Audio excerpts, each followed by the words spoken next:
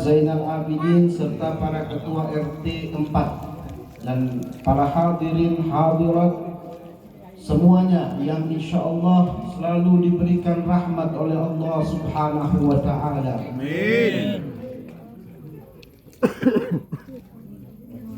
Alhamdulillah, kita bersyukur kepada Allah Subhanahu wa taala masih memberikan kita kesempatan pada malam hari ini untuk berkumpul memperingati peringatan yang paling agung, karena tanpa hari kelahiran Nabi Muhammad SAW niscaya alam semesta ini berada dalam kegelapan.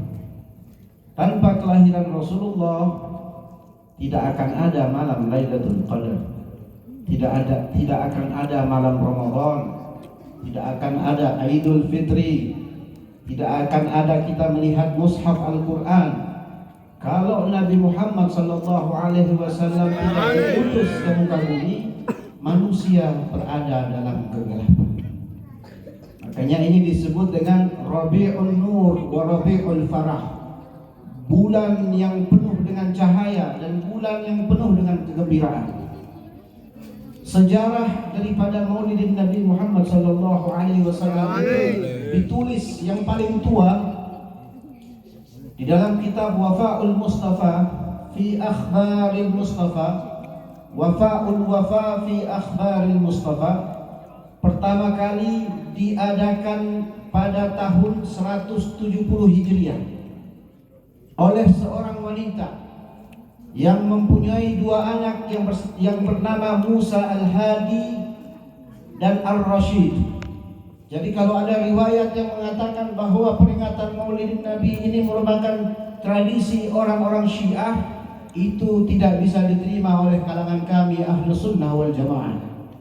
Karena Fatimiyah itu ada pada tahun 360 Hijriah dan rata-rata golongan Syiah Al-Ismailiyah itu mereka memperingati imam-imam mereka, bukan memperingati Maulidin Nabi Muhammad SAW. Jadi sejarahnya banyak pendapat. Ada riwayat yang mengatakan Al-Imam Jalaluddin As-Suyuti mengatakan pertama kali diadakan oleh seorang khalifah, seorang sultan yang bernama Muzaffar Al-Kabir. Lalu ada yang mengatakan lagi yang mengadakan maulid pertama kali adalah Sultan Salahuddin Al-Ayyubi. Ketika itu pasukan-pasukan yang sedang berperang di perang salib sedang mengalami kelelahan, kehilangan semangat. Maka Sultan Salahuddin Al-Ayyubi mengadakan Maulidin Nabi SAW untuk membangkitkan semangat pasukan Islam untuk melawan pasukan salibis. Tapi kita tidak akan bicara itu. Sejarah banyak versi dalam sejarah. Yang ingin saya bicarakan di sini adalah banyak daripada kaum muslimin yang sebagian daripadanya mengingkari peringatan ini. Mereka berkata, apa dalilnya engkau merayakan peringatan Maulidin Nabi SAW? Jawabannya sangat sederhana. Idza su'ilta bid-dalil ala ihtifal Maulidin Nabi SAW faqul lahum li fi hubbin Nabi laysa min mata'imi. Katakan kepada mereka bahwasanya mencintai Nabi Muhammad SAW bukanlah perbuatan dosa. Jadi ini ekspresi kegembiraan kita merayakan kelahiran Nabi yang akan membawa keselamatan bagi kita nanti di akhirat. Kita bisa bayangkan kelahiran seorang bayi yang kita belum tahu apakah bayi ini membawa manfaat atau tidak kepada kita. Kita bergembira akan kelahiran bayi itu. Tapi Nabi Muhammad SAW yang sudah pasti membawa kemanfaatan bagi kita di dunia dan di akhirat, maka wajib baginya untuk kita memperingati kelahiran. Tadi di dalam dibah disebutkan fahtazzal arsyu taraban wastibsyara. Itu arsy. Taraban itu dalam bahasa Arab dia menari-nari karena gembira akan kelahirannya Nabi Muhammad SAW. Wasdadal kursi haibatan wa waqara. kursinya arsy, tempat bersemayamnya Allah itu bertambah wibawanya karena kemuliaan Nabi Muhammad sallallahu alaihi wasallam. Jadi yang perlu kita tanamkan pada malam hari ini tentu adalah kecintaan kita kepada Rasulullah sallallahu alaihi wasallam. Cinta tentu harus dibarengi dengan ketaatan dan keimanan. Cinta kepada Rasulullah, ketaatan kepada Rasulullah, keimanan kepada Rasulullah itu satu paket dengan cinta kepada Allah. Karena Allah Subhanahu wa taala berfirman, "Wa may yuti'ir rasul faqad ata Allah." Siapa orang yang sudah taat kepada Rasulullah, maka dia sudah taat kepada Allah Subhanahu wa taala. Jadi orang-orang yang ingin keselamatan hidup di dunia dan di akhirat, dia harus menanamkan rasa cinta, rasa keimanan dan ketaatannya kepada Nabi Muhammad sallallahu alaihi wasallam. Begitupun sebaliknya, ada orang yang ingin menyakiti Rasulullah, membenci Rasulullah, itu langsung dilaknat oleh Allah Subhanahu wa taala. Sebagaimana Allah berfirman, "Innal ladzina yu'dzuna Allah wa rasulahu la'anahumullahu fid dunya wal akhirah wa a'adda lahum 'adzaban muhina." Orang-orang yang ingin menyakiti Allah, ingin menyakiti Rasulullah sallallahu alaihi wasallam, maka dia akan dilaknat di dunia dan di akhirat, dan dia akan diberikan azab yang penuh dengan kehinaan. Coba kita lihat ke belakang sedikit dalam sejarah para sahabat Nabi Muhammad sallallahu alaihi wasallam, orang-orang yang memusuhi Nabi Muhammad sallallahu alaihi wasallam. Di situ ada Umayyah bin Khalaf. Ini Umayyah bin Khalaf ini benci setengah mati dengan Nabi Muhammad sallallahu alaihi wasallam. Sampai turun itu surat wailul likulli humazatil lumazah. Celakalah bagi seorang pengumpat. Yang dimaksud di sini adalah Umayyah bin Khalaf. Umayyah bin Khalaf, seorang Quraisy yang selalu mencela Nabi Muhammad sallallahu alaihi wasallam. Bagaimana akhir hayatnya? Ia mati terbunuh, dibuang di dasar sumur peperangan Badar. Lalu ada lagi Utbah bin Abdul Uzza. Ini Utbah bin Abdul Uzza semasa hidupnya dengan Rasulullah, dia selalu menarik bajunya Rasulullah sallallahu alaihi wasallam dan meludahi wajahnya Nabi Muhammad sallallahu alaihi wasallam. Matinya seperti apa? Ketika dia dalam perjalanan ke negeri Syam, dia diterkam oleh seekor singa, dimakan oleh seekor singa. Ini adalah contoh orang-orang yang memusuhi Nabi Muhammad sallallahu alaihi wasallam. Ada lagi Uqbah bin Mu'aid yang pernah melempar kotoran di punggungnya Nabi Muhammad sallallahu alaihi wasallam ketika Rasulullah sedang bersujud di hadapan Ka'bah. Matinya di dalam peperangan Badar, jenazahnya dibuang di dasar sumur peperangan Badar. Lalu yang terakhir Ammar ibn Hisham. Ada yang tahu nggak sini Ammar bin Hisham? Belum. Enggak tahu. Hah? Enggak tahu. Ammar bin Hisham itu Abu Jahal. Abu Jahal itu setiap hari seumur hidupnya selalu menghina Rasulullah, bahkan mencoba membunuh Rasulullah. Bahkan setiap harinya berusaha untuk selalu menyakiti hatinya Nabi Muhammad SAW. Apa yang terjadi kepada Abu Jahal? Dia mati di peperangan Badar, dibunuh oleh dua remaja yang bernama Mu'ad bin Amr dan Muawwid bin Asraf. Lalu kepalanya dipenggal oleh Abdullah bin Mas'ud. Semua orang yang menghina Nabi di masa hidup Nabi Muhammad, dalam kitab sirah disebutkan mati dalam keadaan hina, mati dalam keadaan berkalang tanah, tidak dimuliakan oleh Allah Subhanahu wa taala. Ini adalah contoh orang-orang yang memusuhi Rasulullah sallallahu alaihi wasallam. Lalu kita lihat siapa orang yang taat kepada Rasulullah. Di sini ada Bilal ibn Rabah, seorang budak hitam yang tidak pernah dipandang dalam kalangan orang-orang Mekah. Dia nista, seorang budak yang tidak ada nilainya di hadapan Allah, di hadapan manusia. Tetapi ketika dia dekat dengan Rasulullah, dia mencintai Rasulullah, derajatnya diangkat oleh Allah Subhanahu wa taala. Bahkan Rasulullah bersabda, "Aku mendengar terompah Sayyidina Bilal ada di dalam surga. Suara terompahnya itu terdengar oleh Rasulullah waktu Mi'raj. Lalu Fathu Makkah, siapa orang yang pertama disuruh oleh Rasulullah untuk azan naik ke atas Ka'bah? Yaitu Bilal bin Rabah. Disinilah Islam tidak pernah memandang kasta, tidak pernah memandang warna kulit, tidak pernah memandang status sosial. Semuanya sama di hadapan Allah Subhanahu wa taala. Tidak ada yang mulia dengan nasabnya, tidak ada yang mulia dengan garis keturunannya. Semuanya sama di hadapan Allah. Yang membedakan adalah ketakwaan kita kepada Allah Subhanahu wa taala. Lalu ada kedua sahabat lagi.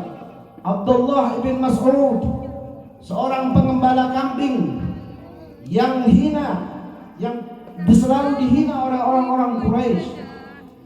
Tetapi karena kedekatannya, kecintaannya dengan Nabi Muhammad SAW, dia mendapat julukan sahabat ahli Al-Quran. Bahkan Rasulullah bersabda, kalau kalian ingin mendengar suara malaikat Jibril dalam membaca Al-Quran, maka dengarlah suara Abdullah bin Mas'ud. Lalu ada lagi Anas bin Malik, seorang yatim, ibunya seorang fakir yang bernama Ummu Sulaim. Melesat derajatnya di hadapan Allah, di hadapan manusia ketika dia melayani Rasulullah selama 10 tahun di kota Madinah. Karena kecintaannya dengan Nabi Muhammad, Rasulullah mendoakan dia, Allahumma akthir ma'lahu wa waladahu wa barakati fi ma yu'tih. Ya Allah, perbanyaklah harta Anas bin Malik, perbanyaklah keturunan Anas bin Malik, dan berkatilah dia dengan apa yang telah engkau berikan. Doa Rasulullah dikabulkan oleh Allah. Anas bin Malik menjadi orang yang sangat kaya raya dan mempunyai banyak keturunan.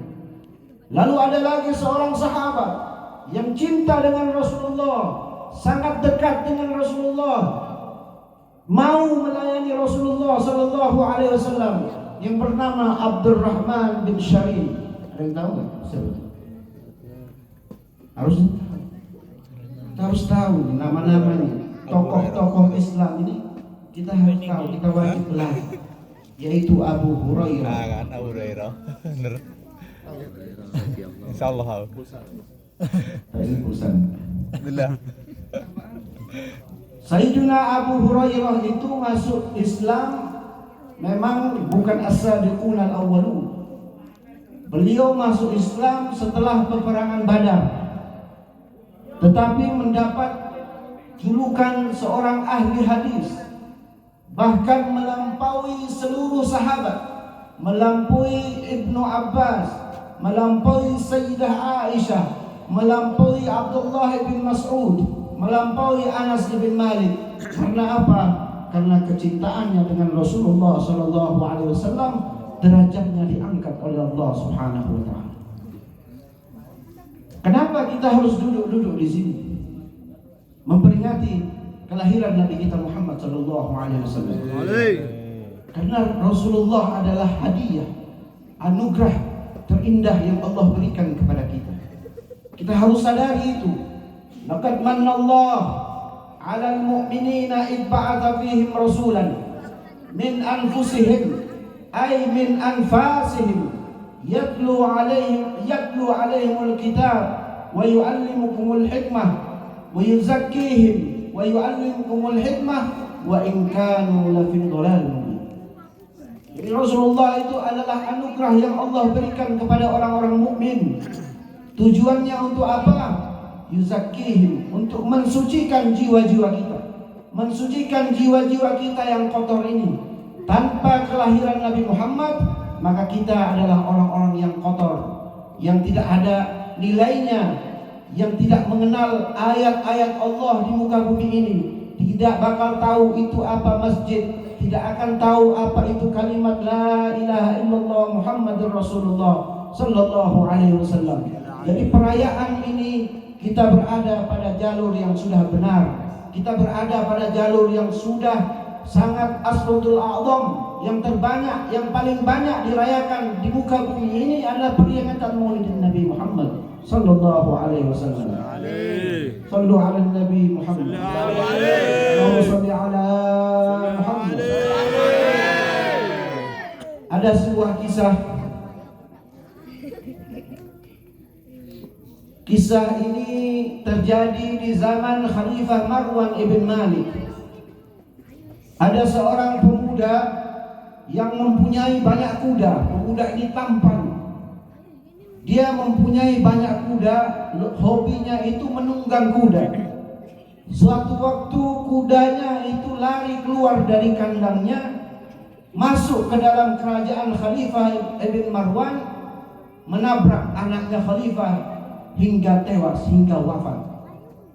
Lalu pemuda ini ditangkap oleh pasukannya Khalifah Marwan, dipenjara, di dalam penjara menunggu hukuman mati.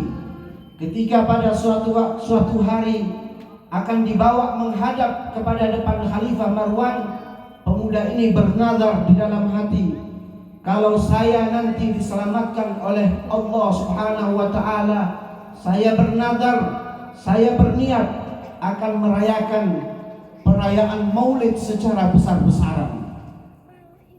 Dia bernazar itu karena ini hukuman mati. Karena anaknya khalifah yang mati akibat kudanya yang lari ke dalam istana tersebut. Lalu setelah sampai di hadapan Khalifah Marwan tertawa melihat pemuda ini. Lalu Khalifah Marwan bertanya, "Wahai pemuda, ilmu apa yang engkau pakai? Sihir atau ilmu apa yang engkau pakai sehingga aku tidak menaruh dendam kepadamu?"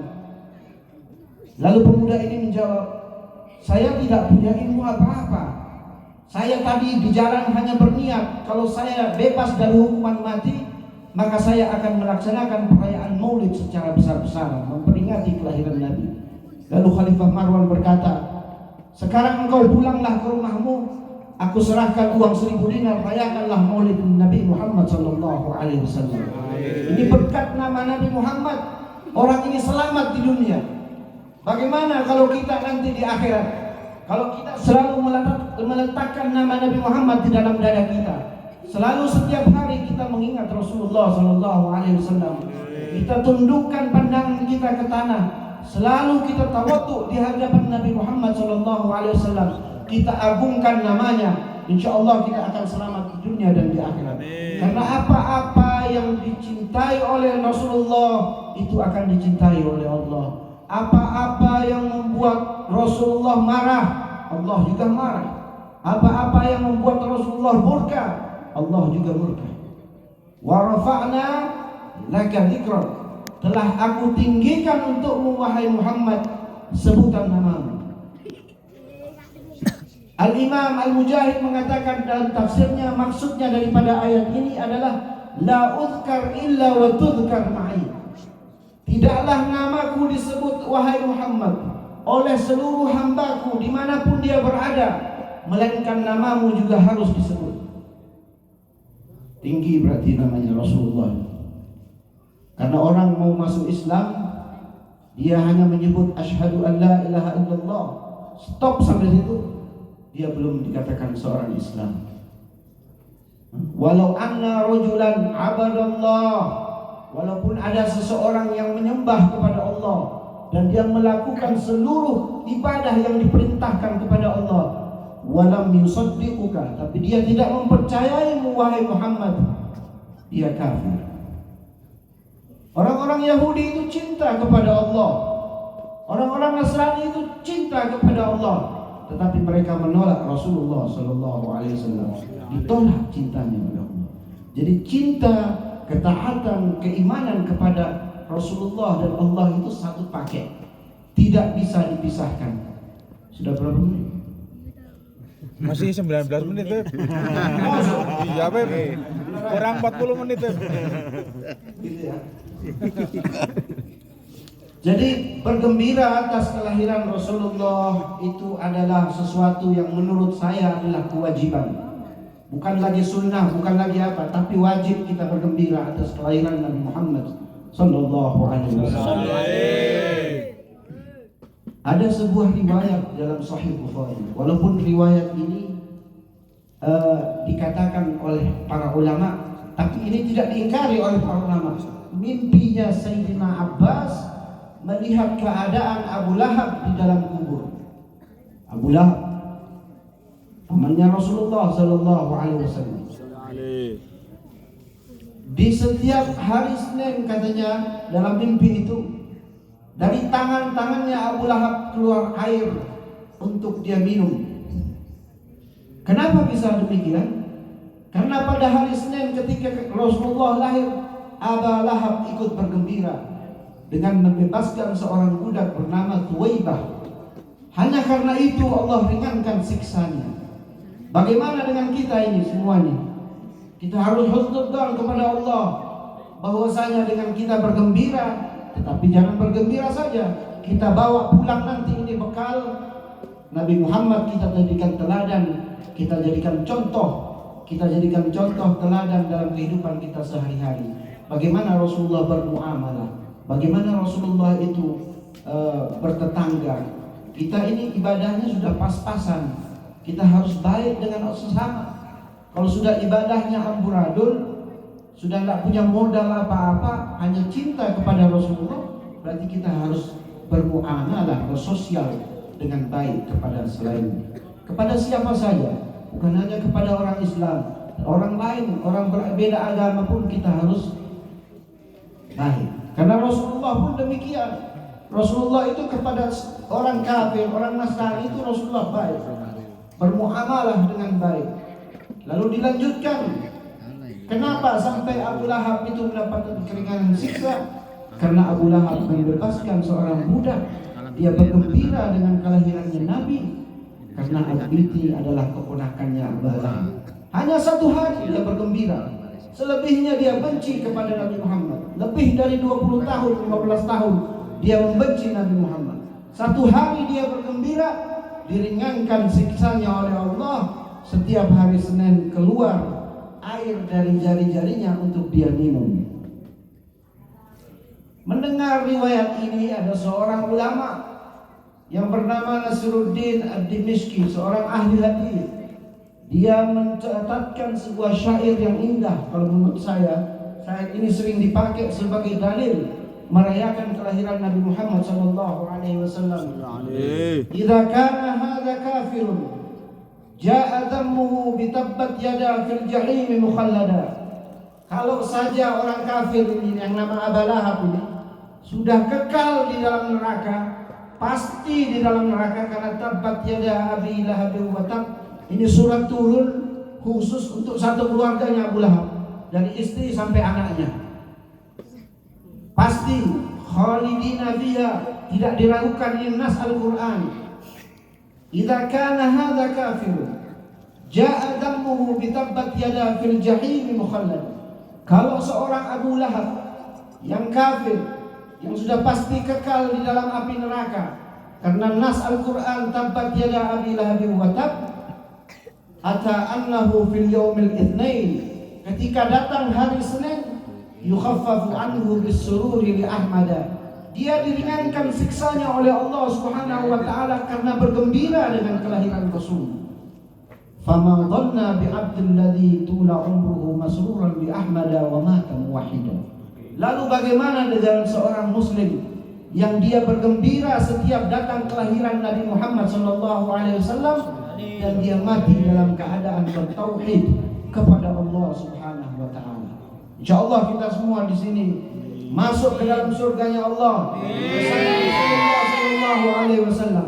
Kita berharap jangankan kita melihat Rasulullah dari dekat, melihat Rasulullah dari jauh pun itu rasanya sudah cukup. Karena itu merupakan mimpi semua umat Islam untuk melihat wajahnya Nabi Muhammad sallallahu alaihi wasallam di hari kiamat nanti. Rugi orang yang tidak bisa melihat, orang yang mukmin rugi dia tidak bisa melihat wajahnya Nabi. Dia mendapatkan kerugian di dunia wal dunya wal akhirah. Modal kita hanya cinta kepada Nabi. Karena kita punya ibadah ini pas-pasan. Kita amburadul, sholat jamaah kita sering kelewatan. Sedekah kita berapa? Kita kadang tidak berbicara dengan tetangga. Tapi kalau kita punya modal cinta kepada Nabi Muhammad SAW, insya Allah kita akan dibantu oleh Rasulullah SAW. Cinta disertai dengan ketaatan. Innal muhibba liman yuhibba muti'. Sesungguhnya cinta itu adalah ketaatan kepada orang yang dia cintai. Terakhir ya. Sudah berapa menit? 25. Siap 25. Terakhir ini ada sebuah kisah dalam sebuah kitab. Ada seorang pendeta Yahudi yang sangat membenci Rasulullah sallallahu alaihi wasallam. Pendeta ini dia sangat benci dengan Nabi Muhammad. Dia mempunyai murid yang begitu banyak, ribuan muridnya. Setiap hari Sabtu dia mengajarkan Taurat kepada murid-muridnya tersebut. Ketika pada minggu pertama dia mengajarkan Taurat, dia membuka lembaran, ada 6 lembar, di situ tertulis tentang akhlak-akhlaknya Nabi Muhammad. Karena saking bencinya dia dengan Rasulullah, dia robek itu lembaran Taurat tersebut. Minggu pertama 6 lembar dia robek karena dia benci dengan Rasulullah, dia tidak suka dengan Rasulullah. Datang minggu kedua hari Sabtu, dia buka lagi lembaran Tauratnya, ada 16 lembar, di situ menceritakan tentang sejarah dan akhlaknya Rasulullah sallallahu alaihi wasallam. Karena benci dengan Nabi Muhammad, dia robek lagi itu 16 lembar. Dia buang itu lembaran Taurat tersebut karena kebenciannya kepada Rasulullah. Minggu ketiga hari Sabtu, dia buka lagi lembaran-lembaran Taurat tersebut, lebih banyak lagi. Ada 24 lembar yang membicarakan tentang akhlaknya Nabi Muhammad sallallahu alaihi wasallam. Lalu dia robek lagi karena dia mencintai Rasul, dia benci dengan Nabi Muhammad. Lalu datang satu masa, pada suatu hari dia tergugah hatinya. Kenapa setiap saya buka kok hanya menemukan lembaran-lembaran yang di situ tertulis akhlak-akhlaknya Nabi Muhammad sallallahu alaihi wasallam. Ini pendeta tinggalnya di negeri Syam. Rasulullah waktu itu di kota Madinah. Lalu dia berniat untuk menemui Nabi Muhammad sallallahu alaihi wasallam. Karena 3 minggu dia buka akhlaknya Nabi, akhlaknya Rasulullah. Karena benci dia robek, dia buang. Lalu dia mengutarakan niatnya kepada murid-muridnya, saya ingin pergi ke Madinah bertemu dengan Muhammad. Karena penasaran. Padahal perjalanannya itu dalam kitab ditulis dari Syam ke kota Madinah, pada waktu itu naik onta selama 30 hari, 1 bulan. Dia berkeinginan keras untuk bertemu dengan Nabi Muhammad sallallahu alaihi wasallam. Kangen dia dengan Rasulullah. Rupanya ya, murid-muridnya melarang. Wahai pendeta, kalau engkau pergi nanti menemui Muhammad, engkau pasti akan tunduk kepadanya. Lalu siapa yang akan mengajarkan kami ajaran-ajaran ini? Pendeta itu berpikir lagi. 1-2 hari dia menahan dirinya untuk pergi ke kota Madinah untuk bertemu dengan Rasulullah sallallahu alaihi wasallam. Lalu dia tidak tahan, hatinya tidak tahan untuk berjumpa dengan Rasulullah. Dia berkata, demi kebesaran Tauratnya Musa, aku akan pergi ke kota Madinah menjumpai Muhammad, katanya. Lalu pergilah, singkat cerita, dia pergi berjalan selama 30 hari dari kota Syam ke kota Madinah. Sesampai di gerbang kota Madinah, dia melihat seorang yang berbaju putih, berperawakan gagah, dengan sorban putih melilit di kepalanya. Dia menyangka itu Nabi Muhammad sallallahu alaihi wasallam. Lalu dia berkata, "Assalamu alayka ya Muhammad." Ketika dia mengucapkan "Assalamu alayka ya Muhammad", pemuda yang berjubah putih tersebut menangis terseduh-seduh. Lalu diantarlah pendeta ini ke Masjid Nabawi. Di sana duduk beberapa sahabat, di antaranya Sayyidina Ali bin Abi Thalib. Pendeta ini belum tahu, sepanjang jalan perjalanan ke Masjid Nabawi dia selalu mengucapkan "Assalamu alayka ya Muhammad, Assalamu alayka ya Muhammad". Lalu sampai di Masjid Nabawi, bertemu dengan Sayyidina Ali bin Abi Thalib. Sayyidina Ali bertanya, "Anda dari mana?" "Saya datang dari negeri Syam." "Tujuan Anda apa kesini?" "Saya ingin berjumpa dengan Muhammad." Lalu kata Sayyidina Ali apa? Anda terlambat, beliau baru meninggal 1 minggu yang lalu. Pemuda ini menangis karena dia menyesal terhambat perjalanannya untuk berjumpa dengan Rasulullah SAW. Pendeta Yahudi ini menangis. Kalau begitu di mana jubahnya? Aku ingin melihat jubahnya, katanya. Lalu Sayyidina Ali memerintahkan Bilal bin Rabah pergi ke rumahnya Sayyidah Fatimah untuk mengambil jubahnya Rasulullah SAW. Pergilah Bilal mengambil jubah tersebut, diambil, dibawalah di hadapan pendeta Yahudi tersebut. Lalu pendeta Yahudi tersebut menyium jubah itu. Dikatakan olehnya, demi Allah, katanya, bau ini yang aku baca di dalam kitab Taurat tersebut. Baunya seperti ini, aromanya, aroma harum jubah Rasulullah seperti inilah yang aku baca dalam kitab tersebut. Lalu dibuka jubahnya, ada 12 tembelan jubahnya Nabi Muhammad. Katanya lagi, demi Allah, di dalam Taurat tertulis jubahnya nabimu ini 12 tembelan, sesuai dengan apa yang dia baca di dalam kitab Taurat tersebut. Lalu pendeta itu mengatakan, wahai Ali, bagaimana caranya aku masuk ke dalam agama Islam? Katanya Sayyidina Ali, engkau harus mengucapkan asyhadu an la ilaha illallah wa asyhadu anna Muhammadar Rasulullah. Lalu pendeta ini masuk ke dalam agama Islam. Setelah itu dia mengatakan kepada Sayyidina Ali, wahai Ali, di mana makamnya Rasulullah? Lalu diantarlah pendeta ini di hadapan makamnya Nabi. Di hadapannya makamnya Rasulullah, pendeta ini menangis terseduh-seduh. Lalu dia mengangkat tangannya memohon kepada Allah, wahai Allah, aku ingin sekali berjumpa dengan Nabi Muhammad karena aku rindu. Matikanlah aku sekarang, aku ingin berjumpa dengannya di alam barzakh. Lalu Allah mengabulkan doanya. Pendeta itu jatuh di hadapan makam Rasulullah, meninggal pada saat itu. Seorang pendeta Yahudi, dia rindu kepada Rasulullah. Coba kita tanya hati kita masing-masing, apakah ada kerinduan kita kepada Nabi Muhammad SAW? Yang nanti yang akan menyelamatkan kita. Rasulullah nanti 1000 mondar-mandir di padang mahsyar mencari ummati, di mana umatku. Bahkan ketika waktu mau meninggal, mau wafat, malaikat maut dan malaikat Jibril datang. Rasulullah bertanya, untuk apa engkau datang? Kata malaikat maut, ingin mencabut nyawamu. Lalu Rasulullah mengucapkan, bagaimana dengan umatku nanti? Rasulullah khawatir dengan kita. Bukan nanya bagaimana dengan keluargaku, bagaimana dengan sahabat-sahabatku, tetapi bagaimana dengan nasib umatku nanti. Lalu Jibril melaporkan kepada Allah Subhanahu wa taala. Allah mengatakan bahwasanya, katakan kepada kekasihku Muhammad bahwa umatnya nanti aku yang akan menjamin.